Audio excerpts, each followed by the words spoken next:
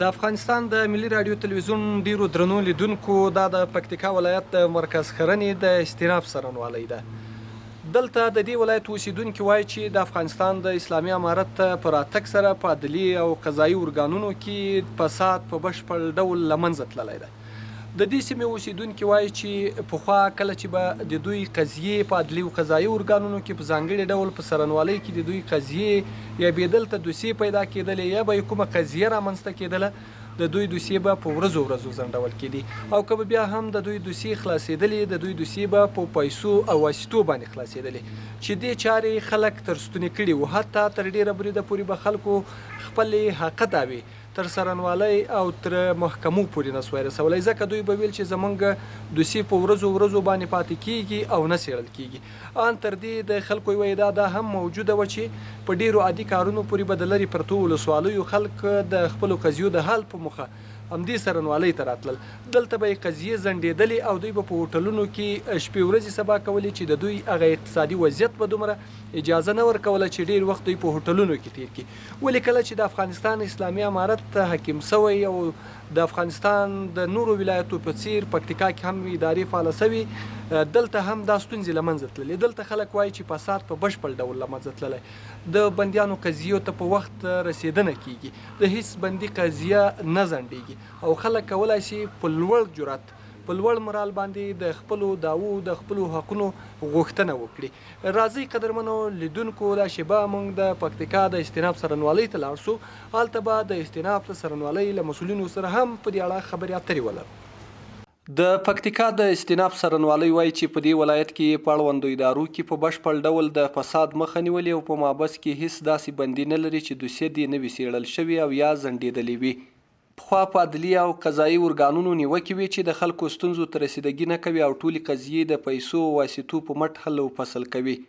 د دې ولایت خلک په تیرو 20 کلونو کې په ډاډه زړه پرته له واسطې څرنوالۍ ته نه شوای تللی، ځکه چې دلته به د خلکو دوسیې په ورځو ورځو ځنډول کېدې، ډیری بندیان به غیر قانوني په ورځو او شپو ساتل کېدل. خو اوس دا هر څه بدل شوي، خلک په ډاډه زړه د خپلو دوسیو د څېړلو غوښتنه کولی شي.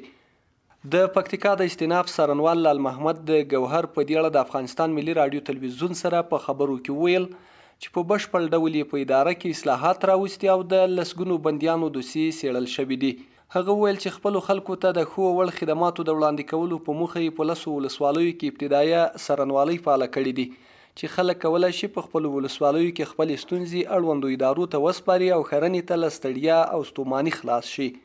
هغه زیاته کړه 19 کاله له موږ سره ستړیاوې او قربانۍ وکړي، نو ځکه اوس وخت رسېدلی چې هغوی ته ټول حکومتي خدمات په شفاف ډول وړاندې شي او د ځورېدلي ولس په زخمونو ملهم ولګول شي.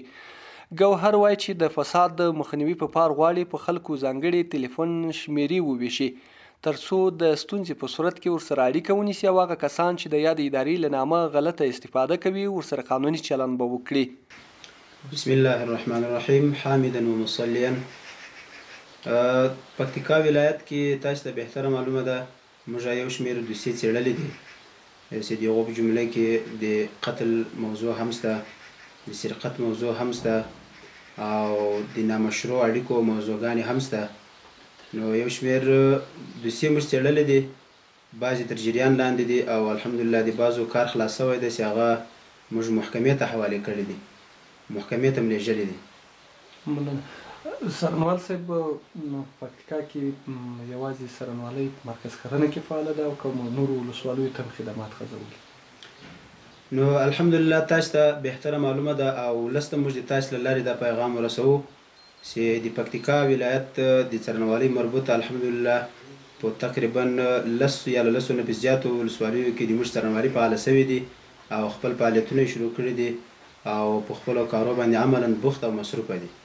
څرنوال صاحب، دغو ولسوالیو کې د 10 ولسوالۍ چې تاسو یادې کړې، هلته د محکمو د څرنوالیو فعالېدل ګټه به یې څه وي؟ نو دا تاسو ته بهتره معلومه ده چې د افغانستان ولس خو غریب ولس ته، کړېدلی ولس ته، ځورېدلی ولس ته او ځپلی ولس ته. دا د دې په خاطر باندې فعاله شوي چې هلته د هغه د ولسوالیو د ولس کوم مشکلات وي هغه به هلته ورته حل کېږي. نو د لارې له ستړو ستونزو نه به خلاص له مصارفو نه به خلاص مشکلات به انشاءالله په خپل وخت سره په خپل ولسوالۍ کې په خپله منطقه کې ورته حل کېږي. د د دې په خاطر هم په ولسوالیو کې څارنوالي فعاله کړې. سرنوال صاحب پخوا په سرنوالۍ باندې وایي دا هم موجوده وه په تېرو ادارو کې چې دلته رشوت اخیستل کېږي، قضیې د پیسو واسطو په زور باندې حل کېږي او هغه کسان چې واسطه او پیسه ونه لري د دوی دوسیې به تر ورځو ځنډېږي او پاتې کېږي، بیا حتی خلک به بې سرنوشته زندان هم تېروي. ستاسو په اداره کې د رشوت په سلسله کې واسطه یا دا لړۍ اوس هم روانه ده ولاړه؟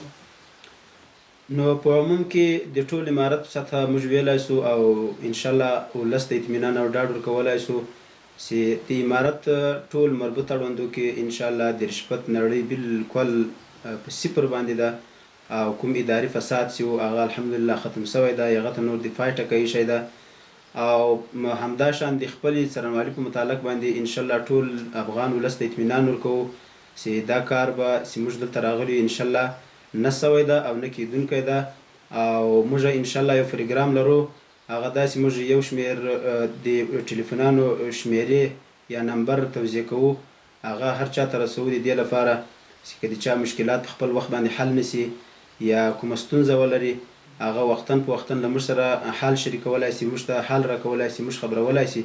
نو موږ به انشاءالله د خپل وس مطابق د هغو مشکلاتو ته رسیدګي کوو او د هغو مشکلات ورته حل کوو.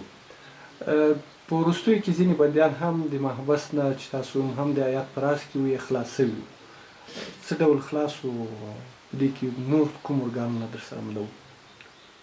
نو دا خبره ما په شروع کې مې د واري کله چې د افغانستان ولس ځورېدلی او کړېدلی ولس ته او الحمدلله د موږ د امارت د مشرانو لخوا دا هدایت بار بار موږ ته راکول کېږي چې د افغانستان ولس کړېدلی ولس ته نو تاسې به د هغو ډېر مراعات کوئ او له هغو سره به ډېر نرم سلوک کوئ، نرم زندگی به ورسره تېروئ. نو د هغو له جملې څخه یو دا هم ده چې موږ د خپلو مشرانو لخوا بار بار دا هدایت کېږي چې تاسې په محبسو کې هغه خلک چې بې ګناه یا یې دوسیې نه څېړل کېږي دې ته کلک متوجه اوسئ. نو د هغو له جملې څخه د ولایت په مشوره د ولایت په موافقه باندې یو هیئت تعیین سو چې 3 کسیزه هیئت و، د استخباراتو یو کس و پکې، د قومنداني یو کس و پکې او د ولایت یو کس و پکې. نو موږ هلته د محبس څارنه نږدې وکړله. یو شمېر داسې بندیان موږ ته په نظر راغلل چې هغه موږ ته مجرم نه سول معلوم او یا دا و چې دوسیې نه څېړل کېدلې له دې وجې نه چې څوک ورباندې دعوېدار نه ول، چا دعوه نه ورباندې لرله. نو د هغه په وجه باندې د موږ هیئت د شریعت اصولو موافق دا فیصله وکوله چې نور باید دا بندیان خوشي سي. او یوې خبرې ته اشاره کول غواړم، هغه دا چې بیا هم هر څوک کولی سي که د چا په چا باندې حق وي یا له هغه سره تېری سوی بېرته دلته راتللی سي، موږ ته رسکېدلی سي، موږ د هغو تر څنګ ولاړ یو چې هغه خلک بېرته محکمې ته راکش کړو او خپل حق ثابت کړو. رئیس صاحب پخوا له پیله د افغانستان د اسلامي امارت په راتلو د خلکو یو ترمنځ یوه خبره ډېره دا هم تکرارېدونکې وه چې امنیتي ارګانونه په خپل سر محبس ته خلک اچوي یا یې بندیانوي پرته د څارنوالۍ او محکمې د حکم نه. په دې اړه خلکو ته څومره اطمینان ورکولی سي؟ نو تا ښې خبرې ته اشاره وکوله. په دې اړه باندې موږ تاسې ته او ټول افغان ولس ته اطمینان ورکوو، ډاډ ورکوو. هر څوک کولی سي چې په عموم کې د ټول افغانستان د محبسو لیدنه وکوي، بالخصوص د موږ د پکتیکا د ولایت محبس هر چاته اجازه ده ستاسې لیدنه وکوي. هلته نه بې ګناه خلک شته کې او نه داسې بندیان شته پکې چې د هغو دوسیه دې نه یې څېړل سوي یا د هغو مشکلاتو ته کتنه نه یې پکې سوي او نه الحمدلله د موږ محبس کې داسې بندي شته چې هغه د چا په خپل سر باندې نیولی، یو بل ارګان دې نیولی او بیا د محبس ته لېږلی. کوم بندیان چې فی الحال په محبس کې دي هغه الحمدلله د موږ تر څېړنه لاندې دي، دوسیې له موږ سره موجودې دي، په خپل سر هیڅ ارګان محبس ته نه دي لېږلي او په دې سره الحمدلله په دې بخش کې له موږ سره ټول ارګانونه موافق او را سره همکاره دي، یعنی په خپل سر باندې څوک محبس ته بندیان نه لیږي. رئیس صاحب تاسو د همکارۍ خبره وکړه، ستاسو د دخله هغه ادارې چې تاسو سره ګډ کار کوي یا له ولایتي ادارې سره له مرکز سره ستاسو روابط څنګه دي؟ همغږي مو ورسره شته او که نه شته؟ نو الحمدلله په عموم کې د ټول امارت هماهنګي او اتفاق اتحاد هر چاته معلومه ده بهتره او د خپل ولایت په متعلق باندې موږ به دې باندې اطمینان یو او له الله نه راضي یو. له والي نه واخله نور چې کومې ادارې له موږ سره مربوطه دي د ټولو په مابین کې موږ هم اداري مجلس لرو، هم همنګي غونډې لرو چې وختاً فوختاً موږ مجلس کوو او په جمعواري شکل باندې د مشورې په شکل باندې مشکلات حل کوو او اشاره ورته کوو. رئیس صاحب، یو بله خبره چې خلک تقریبا په ټوله دنیا کې له دولتونو سره همکاره دي یا د خلکو په واسطه باندې به تر ډېره بریده پورې د جرمونو مخه هم نیول کېږي. ستاسو له خلکو نه غوښتنې څه دي چې تاسو سره څه ډول همکاري کولی سي او بیرته خلکو ته مو اطمینان او پیغام څه ده؟ نو په دې متعلق باندې موږ دومره ویلی سو چې الحمدلله د موږ دا امارت په افغانستان کې راغلی ده یا قایم ده، الله دې قایم وساتي. دا د دې ولس په مټ او د ولس په همکاري باندې راغلی، یعنی ولس یې څنګ په څنګ باندې درېدلی، وژه په وژه ورسره ولاړ ده. خو اوس هم له خپل افغان ولس څخه دا تمنا او ارزو ده او دا مو ورڅخه غوښتنه ده چې دوی له موږ سره څنګ په څنګ ودرېږي او دوی له موږ سره وژه په وژه ودرېږي، له موږ سره همکاره سي. نو د دوی په همکاري او کومک سره به انشاءالله بیا موږ د افغانستان ولس ته ترقي هم ورکوو او په مخ به یې هم بیایو. د پکتیکا د سروزي ولسوالۍ د مارزکو د کلي یو تن اوسیدونکي وویل چې په تیره اداره کې په څرنوالۍ کې فساد اوج ته رسېدلی و. خلکو خپلې ستونزې له یادې ادارې سره نه شوای شریکولی او که شریکېدلې هم په ډېرې سختۍ به تر یادې ادارې راتلل او هغوی به په یو او بل نامه ځورول کېدل. سرچینې ویل چې د افغانستان د اسلامي امارت په راتلو سره په عدلي او قضایي ارګانونو کې په بشپړ ډول د فساد مخه نیول شوي او خلک کولی شي خپلې ورځنۍ ستونزې په ډاډمن زړه له مسؤلینو سره شریکې کړي او په کم وخت کې ورته حل لارې ولټوي. یاد کس وایي دا ولس 20 کاله محروم ساتل شوی، 20 کاله ورسره په هره برخه کې ظلم شوی، خلک وهل شوي، په تشو بهانو بندیان شوي، له خلکو د حقوقي دعوو په سر پیسې وړل شوي دي. نو ځکه د افغانستان اسلامي امارت د خلکو ستونزې درک کړي او د هغوی د قضیو قانوني حل لارې دې وګوري. تاسو څرنوالۍ ته راغلي، پخوا په څرنوالیو ډېرې نیوکې وې، د رشوت خبرې وې. که دا خو څه ووایستئ پخوا چې به تاسې دلته آزاد راتلای سوئ، ستونزې څه وې په څرنوالیو کې، مشکلات څه وو؟ یعنی مخته خو اول خو دا خبره ده چې دولې به راتلو، لاس زویه به تلاشي وه، بیا به په ډېر مشکل به راننوتلو. عام سړی خو به دولې په چې سپارستی نه و کې، شناختی نه و کې، راتلای به هم نه شوی. که د تو دلته بندي کې پروت و، یعنی که وږی و تږی و، لا چې څه مشکل به و درته اول خو به په خلاص زړه راننوتلی نه شوی.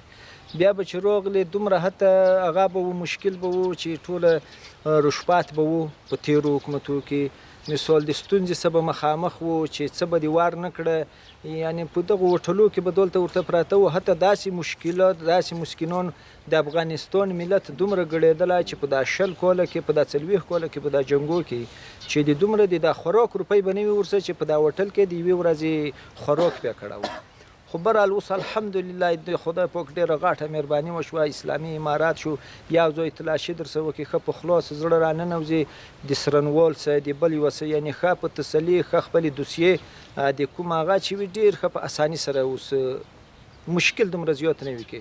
هر ځای ته ښه رسیدګي سړی کې کولی شي. غږ د اورېدل کېږي، مثال چې مو څه دا مشکل ده، یعنی د تو غږ هر یو اوري. په اسلامي اماراتو کې مشکل یوه بل ته مشکل چې کوم مشکل وي د تو مشکل ورکوي. دلته چې به تاسو مخکې یاده کړه، اوس چې تاسو کله راځئ څومره په ډاډه زړه راځئ، ستاسو ستونزو قضیو ته څومره رسیدګي سوې ده؟ یعنی ډېره اسانتیا شوې ده. موږ خپله یعنې دلته اوس دوسیه پرته ده د کلیوالو، ډېره ښه په اسانتیا الحمدلله، دومره هېڅ مشکل نشته. مخکې به چې د کوره نه راوتلو یا غټ مشکل به د موږ څه و، هم به ولا په لارې کې و، تر دې ځای به هم چې رسیدګي کوله ډېر د مشکل سره به مخامخ. اوس دا ستونزې نشته، اوس ډېر ښه په اساني، که د څرنوال صاحب څه وي، که د قاضي څه وي، یعنی ډېر ښه اساني موږ ته رسیدګي، ډېر د خدای تعالی مهرباني وشوه، هر څه ډېر اسانه دي. حاجي صاحب محترم، اوس چې ستاسو قضیې هم حل کېږي، دلته خلک څه کوي؟ خلک له دولت سره اوس په ځانګړي ډول د افغانستان اسلامي امارت سره څومره همکار دي؟ د دوی له دغو کړنو څومره خوشحاله؟ یعنی په دغو د 5 میاشتو د 5 میاشتو حالات چې کوم د اسلامي اماراتو د خلکو ولیدل، نو الحمدلله خلک دومره حتی اصلاح شوي دي، دومره حتی په سکون دي چې غږ اورېدل کېږي. اول خو به یې خو دغه د په د 5 میاشتو کې لاسته راوړنه د اسلامي اماراتو پورې، خو خدای تعالی دې وکړو چې تر اخره پورې دغسې قایمه او دایمه وشي. حاجي صاحب، تاسو خو وویلې چې دلته په دې هیواد کې 20 کاله جګړه سوې ده، کورونه ړنګ سوي دي، انسانان وژل سوي دي، د خلکو شتمنۍ له منځه تللې دي. اوس هم له مسؤلینو غوښتنه څه ده؟ څه ورنه غواړئ؟ یا چې موږ داسې ویایو چې انشاءالله چې دا څه وړ دي دوی د هغه کومه روریه چې فی الحال د مخلوق څخه دا دوی نیولې دی په ښه نظم، په ښه تربیه، په ښه ټنډه، په ښه اخلاق چې اول یې تو پوهې کوي، کوم مشکل نشته، تیره خبر نه درسه کېږي، یعنی کوم مشکل نه درته جوړېږي، د تو غږ اورېدل کېږي. او د مسلمان غریب ملت پورې د افغانستان ملت پورې دا ډیره د خوشحالي خبره ده.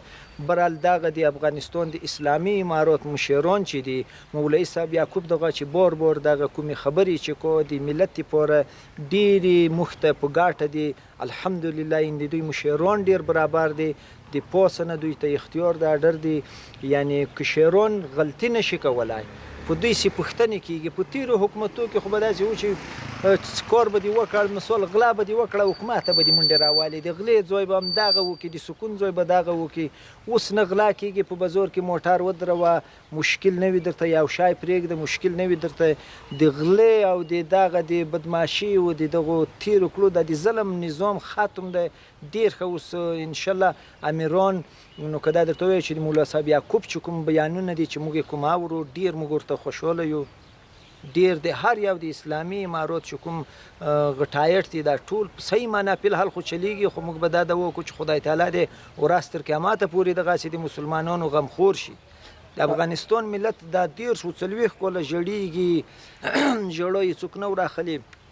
خدای تعالی دې موږ ته په افغانستان کې د خدای تعالی نه بغواړو، یعنی مثال دا د مرستو د نړۍ چې موږ ته کومې را روانې دي الحمدلله دا د په ګاټه دي، خو بیا به موږ د الله تعالی نه غواړو چې موږ افغانستان ښه را جوړ شي. دا ملت دا جوړېدلی مخلوق هم لږ د نړۍ په سطح چې مخلوق هم وپېژني او افغانستان هم را جوړ شي. خدای پاک دې دغه افغانستان موږ ته را جوړ کړي. حاجي صاحب کله چې تاسو څرنوالۍ ته راغلي دلته خو به تاسو نه د قضیو یا ستاسو د دوسیو په اړه د پیسو رشوت دي بل څه غوښتنه خو به نه وي؟ نه نه نه نه نه فی الحمدلله دوی هم په دې ډارېږي، غواړي هم نه. او د خدای تعالی کلام و کتاب چې یو سړي ته معلوم وي نو هغه به بیا ته څه وایي څه رشوت وخورو. د خدای تعالی په رشوت ورکړونکي او راخیستونکي د الله تعالی نه لا تپې. نو چې یاري دې ته وګورو انشاءالله د اوسه پورې د موږ نه چا داسې د پیسو تمنا هم نه ده کړې چې وار شو ښه په اخلاق چای خورې، کوم مشکل خو به نه وي درته، مړۍ دې موږ څه وخوره. یعنی دا ډېره د خوشحالي خبره ده. په تېر حکومت کې خو چې یوې ځمکې ته به رسېدلې باید د ګېډ نه به راننوتلې، یخسار ته به رسېدلې، مشکلاتو سره به مخامخ وي، په سپک نظر به یې درته کتل چې لږ به دې دا د نبي سنت یره به دې چې لږ لویه وه پټکای به دې لږ په طریقه و، نو ملا ته و تخته به داسې په باد نظر کتل. نو اوس دا ستونزې دلته نشته، رشوت نشته، الحمدلله ډېر ښه په طریقه سره روان دي. خدای تعالی دې ورځ تر قیامته دغسې دایمه ولري. د پکتیکا یو بل اوسیدونکي عطا محمد وویل چې د افغانستان د اسلامي امارت په راتلو خلک خوښ دي او زیاتوي چې په تیر نظام کې خلک په خپل سري ډول په بندخونو کې ساتل کېدل. هغه ویل چې اوس هر څوک کولی شي پرته له واسطې څرنوالۍ ته لاړ شي او د خپلې ورپېښې قضیې پوښتنه وکړي، ځکه اوس حقدار ته رسیږي او د ډېرۍ بدبختیو مخه نیول شوې. څرنوالۍ ته ستاسو راتګ پخوا دلته ستونزې وي، مشکلات وو، که د پخوانیو مشکلاتو په اړه وغږیږئ او اوس هم راتګ څنګه ده څرنوالۍ ته؟ مخکې به څرنوالي ته راتلو 2 ورځې خو بیا ور پرېښو نه، بیا به په ډېره وایستا باندې به هغه په مشکل باندې به د هغه کار مسله حل کوله. حل کېدا هم د رشوت په زور وه چې رشوت به دې ور نه کړ دغسې نه حل کوله. اوس د الله فضل ده الحمدلله څرنوالي ته راځي خالي یو ځای ته لاړ شي د بیا کړه که هر څرنوال ته پېښ شي ښه خدمت ښه عزت یې کړه، په ښه طبیعت باندې خبر کیسه درشه کړه. مخته به یې څرنوالي ته پېښ کېدلي لاول خو به عسکرو رشوت راسره غواړي، د عسکرو نه به یې څرنوال ته ننوتې والې ته بیا درشه وه. اوس د الحمدلله هغه شیان ټول ختم شوي دي. اسلامي امارات چې راغلی دی د موږ خپله دوسیې وکړي، بله ورځ یې د موږ نه پرکزا ته هغه کړه ولېږه، په ډېر ښه طبیعت باندې ورته راتلی سو څرنوالي ته او نه مشکل شته، مشکل ټول ختم دی د خدای په فضل. حاجي صاحب پخوا به تاسو وویلې چې دلته به رشوت اخیستل کېدل، له خلکو نه به پیسې په یو بل نامه باندې وړل کېدې، حتی ډېر وخت چې به بندیان وو چې هغوی به پیسې ونه لرلې، واسطه به یې ونه لرله، هغوی به بېګناه په زندانونو کې پراته وو. داسې څه تاسې اورېدلي وو؟ دا به بېګناه په زندانونو کې پراته وه چې ولاکه بیا ګیز بېګا په کور کې لرل چې د چا به یې ور خلاصولی، رشوت به یې ترې غوښتې، دومره پیسې ماته راکړئ، هغه به ذاتي کوی، پټای ورته خرڅاوه که بېنځکه خرڅوله، او پیسې به یې ورته پیدا کولې، هغه دوسیه به یې پرې ختموله. اوس چې د افغانستان اسلامي امارت حکیم سوی ده او ټولې ادارې فعاله دي، په ځانګړي ډول څارنوالۍ چې ستاسو هم قضیه ده کې، اوس څومره ډاډمن راتلای سئ؟ څومره باوري یاستئ چې ستاسو پیسې په خپل وخت حل کېږي؟ دومره باور هم نه دی، الله فضل ده، لکه خپل کور ته په ولاسې ورځي. خو مخکې به چې راتلو 2-3 شپې کې خو به راتلی نه سو، چې بیا به راتلو د رشوت په زور به راتلو. اوس څارنوالي ته راځو لکه خپل کور ته چې دا خپل کلي ته ورځو، داسې ښه طبیعت باندې ورځو. یعنې اوس تاسو سره کومه سختي او سخت چلند نه کېږي؟ سخت چلند بیخي نه سوی دی، او نیک کار دوی په خپله الله تعالی علم ورکړی دی، عالمان دي، نو چې دوی یارې پوهې دي، د موږ سره بیا سخت چلند چېرته کړو؟ ستاسو ورته غوښتنه څه ده؟ ځکه جګړه وه، سختي وه، زموږ خلک وځورېدل، اوس هم له دغو مسؤلینو نه غوښتنه څه ده چې دوی خلکو سره څه ډول وضعیت وکړي؟ خلکو سره دا ډول وضعیت وکړو چې کومې دوسیې دي، کومې کیسې دي، په ښه طبیعت باندې ور خلاصې کړو، حق ته حق وویل شي، او در اخره پورې حق ته حق ویلاید ده چې دوی راغلي دي، چې د چا دوسیه وي، د چا کیسه وي، حق ته یې حق ویلی دی، ظالم ته یې ظالم ویلی دی، په ښه طبیعت باندې کیسه ور خلاصوي او را حل کوي. د ملي تلویزیون ډېرو درنو لیدونکو دا د پکتیکا ولایت د څارنوالۍ مقام ده.